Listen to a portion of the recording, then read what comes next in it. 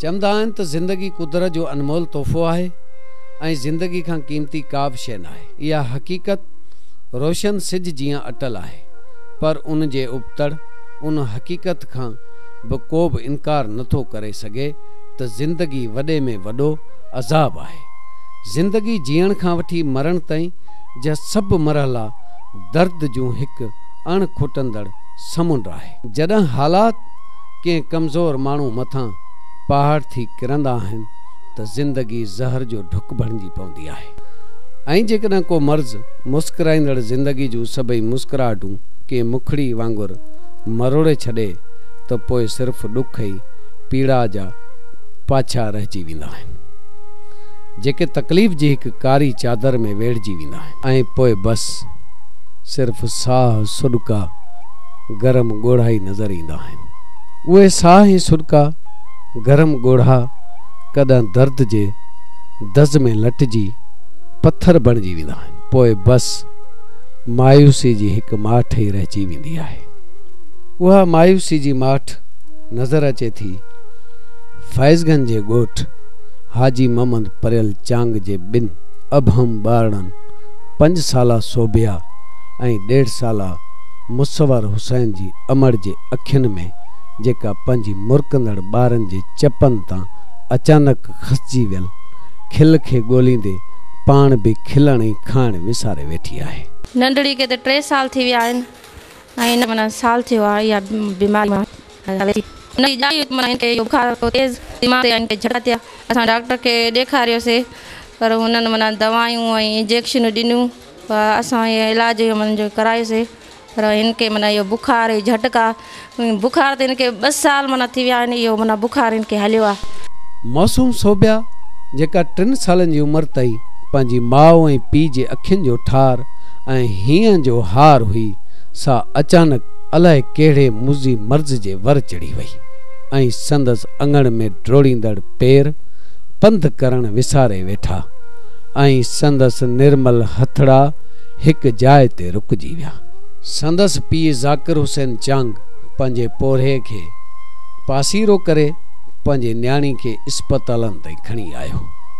शहर जूं इस्पतालूं हिकु हिकु करे रुलियो, पाण फुरायई, डॉक्टरनि जे दवाउनि जे दॿियुनि सां घर भरे छॾियई, पर वरियो कुझु बि कोन। आख़िर नवाब शाह, पोइ हैदराबाद, नेठि कराची बि पहुतो, जिते डॉक्टरनि खेसि चयो त हिन मर्ज़ जो इलाज पाकिस्तान में मुमकिन कोन्हे, बल्कि अमेरिका या इंडिया मां थी सघे थो। सर असांजा नंढा ॿार जेके ठीकु न आहिनि, इन्हनि जी असां त इलाज घणी करायोसीं। डॉक्टर नवाब शाह में ॾेखारियोसीं, हैदराबाद, कराची ते वियासीं, पर हिननि को फ़र्क़ु ख़ासि न पियो। हाणे वरी असां डॉक्टर चवंदासीं हिन नंढड़ी खे थी सघे पोलियो जो असरु हुजे ऐं हिन जो इलाज हिते नामुमकिन आहे थी ॿाहिरि मुल्क खणी वञूं, अमेरिका ॾेखारियूं किथे, पर असांजी पहुच न आहे जो अमेरिका खणी वञूं। लखे रुपयनि ऐं अणांगनि रस्तनि जूं ॻाल्हियूं ॿुधी हू पंहिंजी मौसूम खे मोटाए घर खणी आयो ऐं पोइ खेसि मुसवर ॼाओ। 6 महीननि ताईं हू बि बिल्कुलु ठीकु ऐं सिहतमंद हुयो ऐं पोइ हिकु ॾींहुं उनखे बि बुखार थियो ऐं ॾिसंदे ॾिसंदे संदसि हथ पेर बि सुकी विया ऐं माज़ूर बणिजी वियो।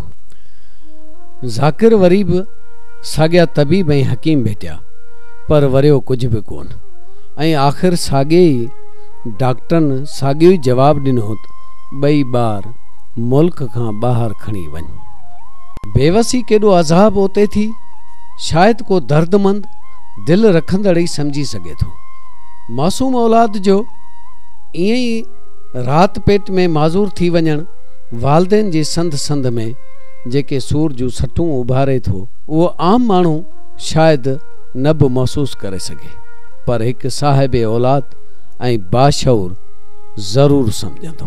असांखे ॾाढी परेशानी आहे, असां हिननि खे ॾिसी कोन था सघूं, खट ते पियल आहिनि, हिननि खे खाराए पियारूं सां हथ सां नथा ॾिसी सघूं, हिननि खे ॾाढा परेशान आहियूं। पर ही समाज कोड़ वरतल समाज आहे। हिते कंहिं ग़रीब जी आहुन ऐं अहंजनि जो आवाज़ कॾहिं बि साहिब इक़्तिदार जे ऐवाननि ताईं न पहुचंदो आहे। हूअं त तालके फैज़गंज वारी सीट ते बीहंदड़ मुस्लिम लीग फंक्शनल जो डॉक्टर रफ़ीक बांबण हिन वक़्तु औक़ाफ़ खाते जो मिनिस्टर आहे ऐं संदसि मुखालिफ़ पीपल्स पार्टी उम्मीदवार साजिद अली बांबण लैंड यूटिलाइज़ेशन जो कोऑर्डिनेटर आहे। पर खेन कहिड़ी कल त संदन तक में के मौसूम ज़िंदगियूं मौत जे बवाटे ते बीठल आहिनि। हिन ई ज़िले ख़ैरपुर सां तालुक़ु रखंदड़ सैयद कामिली शाह सिंध जो वॾो वज़ीर आहे, पर खेसि नंढड़नि घरनि में पलंजंदड़ दर्द किथे थो महसूस थिए। सच चवनि था त ज़िंदगी ज़हर आहे, जेकॾहिं को अझो ऐं आसरो न आहे त छा हिननि मासूम मुखड़ियनि लाइ ही वेह जहिड़ी ज़िंदगी खे हमदर्दी जो हथ ॾियण वारो हिन पाकिस्तान जे आला इंतज़ामिया उहिदनि ते को अञा बि आहे, या ही ॿई ॾिया बि हिकु ॾींहुं ईअं उझामी वेंदा जीअं हुकूमती बेहसी सबबि ही सॼी क़ौम सख़्ती जो शिकार आहे।